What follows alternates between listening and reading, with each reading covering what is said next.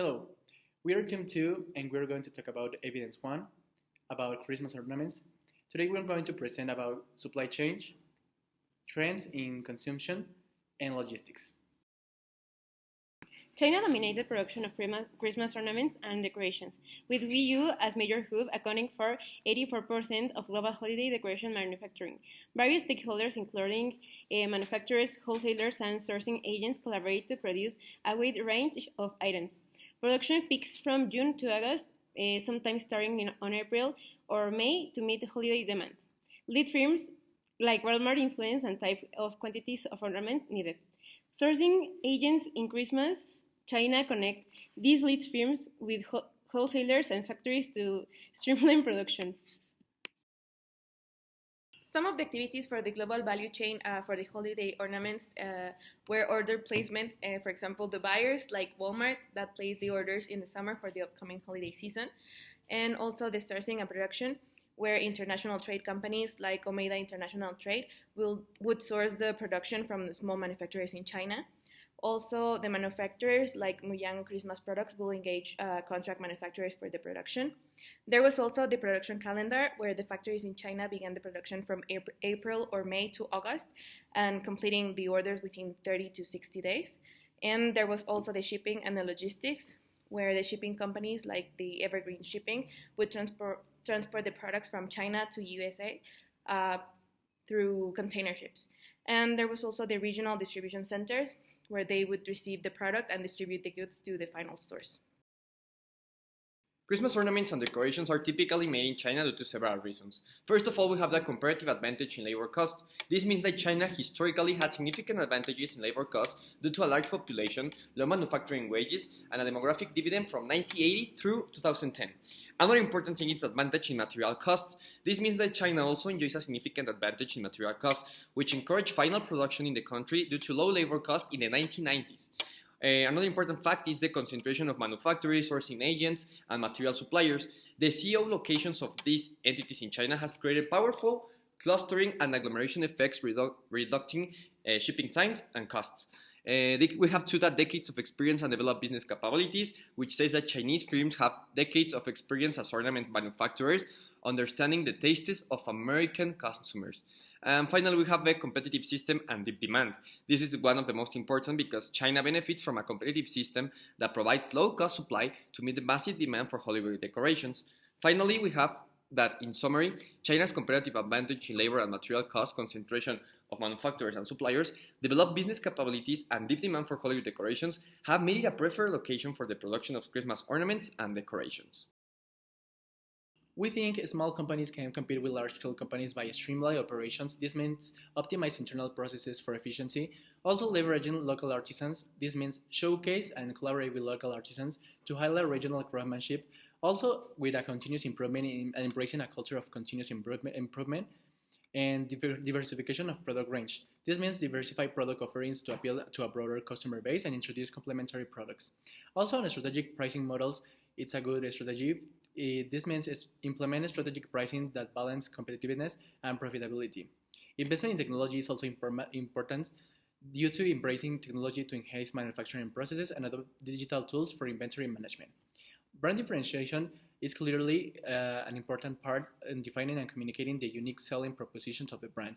And customer feedback integration is also important to actively seek and integrate customer feedback into product development.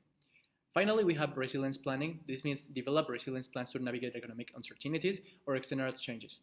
By incorporating all these additional strategies, small local companies can fortify their competitive position, adapting changing markets, and building a resilient foundation for sustained successes in the business landscape. Large multinational companies such as Walmart derives various benefits from owning and managing their supply chains on a massive scale. For example, cost control that results in cost savings and improved margin profits, quality control that directs oversight of product quality throughout the manufacturing process, flexibility and responsiveness, vertical integration that optimize overall business operations through seamless integrations, strategic advantage, innovation and customization that enables the company to stay ahead in a dynamic market, and risk management. These advantages collectively contribute to the enhanced competitiveness, profitability, and sustainability of large multinational companies like Walmart in the global business landscape. The subcontract of small companies is due to several strategic reasons, such as the production capacity and scalability. Small firms in countries like China, they offer unparalleled production capacity, which enables the large companies to meet the substantial demand for their products. They also have an offshore small firms operate within interconnected networks, which facilitates the collaboration and allows the sharing of production capacity.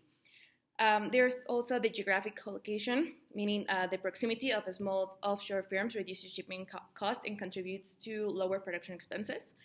And also subcontracting to small offshore firms provide flexibility to adapt to changing demand and access to specialized knowledge without the overhead of maintaining a dedicated manufacturing workforce.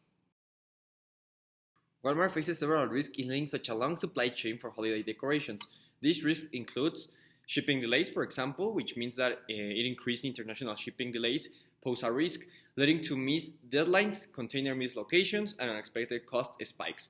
We have actually the tariffs and trade disruptions as well, which means that potential trade disruptions and tariffs on holiday ornaments may impact Walmart's costs and profit margins. We have to that dependency on Chinese manufacturers, the capacity and scalability, which is really important because it explores alternative sourcing that may face a challenge in meeting Walmart demand due to potential limitations in capacity and scalability. We have as well the relocation of suppliers and the profit margins. In general, addressing this risk requires a comprehensive and adaptive approach to ensure the resilience and efficiency of Walmart's supply chain in the dynamic global marketplace. The risk observed in the case include lack of flexibility. This means long production lead times hindered the ability to accommodate last-minute orders, implementing design changes, and respond to sudden shifts in demand.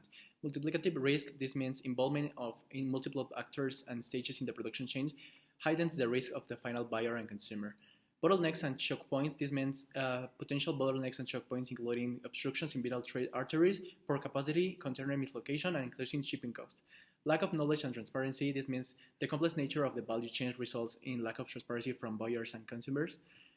Also, margin pressures. This means small firms in the value chain experience margin pressures due to rising input and output labor costs, coupled with stagnant and declining wholesale prices. Also, supply chain disruptions such as the COVID-19 pandemic and associated lockdowns in manufacturing regions led to significant disruptions in the supply chain.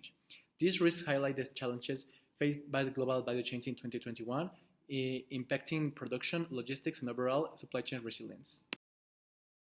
In 2022, risks for business like Hongguang Christmas products include declining prices, potentially factory relocations, and major buyers seeking alternatives. Looking to 2023, uncertainties persist with continued supply chain disruptions, port changes, and the need to business to adapt to changing sourcing patterns. Market saturation and increased competition are potential threats, emphasizing the importance to strategic agility and innovation for sustained profitability. The high seriousness of the risk of city closures in China poses a substantial threat to global supply chains.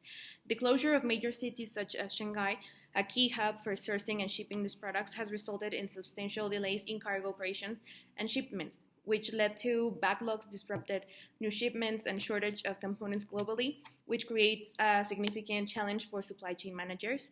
And also, the gravity of the risk is heightened by the closure impacting a region responsible for producing over 60% of China's sourced holiday ornaments. We think that in order to address the impact of the city closures in China due to the zero-COVID policy and the COVID-19 pandemic, Walmart should explore alternative sourcings in countries like Mexico, Vietnam, Indonesia, Thailand, and Myanmar. Advancing order timelines may not fully solve the supply chain challenges. Consideration of vertical integration by building factories or forming joint ventures require careful assessment of feasibility for upcoming holiday seasons. Walmart could mitigate dependence on middlemen in holiday ornament production by number 1, vertical integration, building its own factories or forming joint ventures for more control. Number 2, new sourcing agents, seeking alternative agents or manufacturers globally for diversification. Number 3, dedicated supply factories, which means that investing in exclusive factories for Walmart's holiday ornaments. And number 4, the domestic sourcing, which means that increased purchases within the US for direct control and reduce reliance.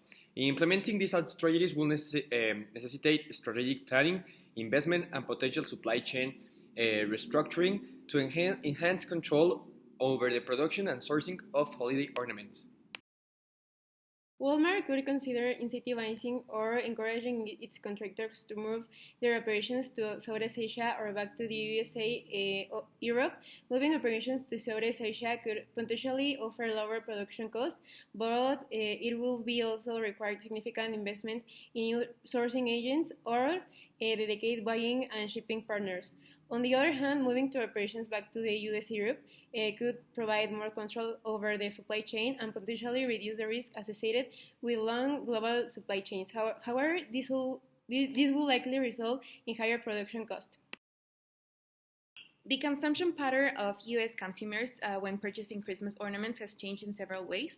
One of them is the increased complexity due to the competition that has led to a wide variety in style and price of the holiday decorations. They indicate that consumers have a diverse and complex consumption pattern. There's also the shift to artificial decorations.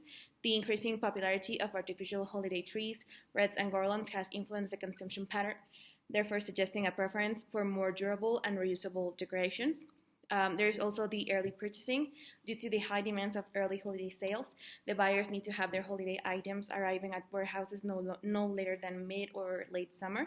There's also the potential impact of global supply chain challenges, where the challenges in the global value chain for holiday decorations may influence the consumption pattern by affecting the availability and pricing of Christmas ornaments for the US consumers. We think that these changes have also affected Latin America due to proximity to the United States, and that many of the supermarket chains present in the USA are also present in many Latin American countries, such as Walmart, Costco, and Sam's Club. Many people have adopted the same consumption trends as in the US due to a higher cultural impact, and many supermarket chains have brought the same sales model and ornaments to Latin America, replying patterns and trends seen before in the United States.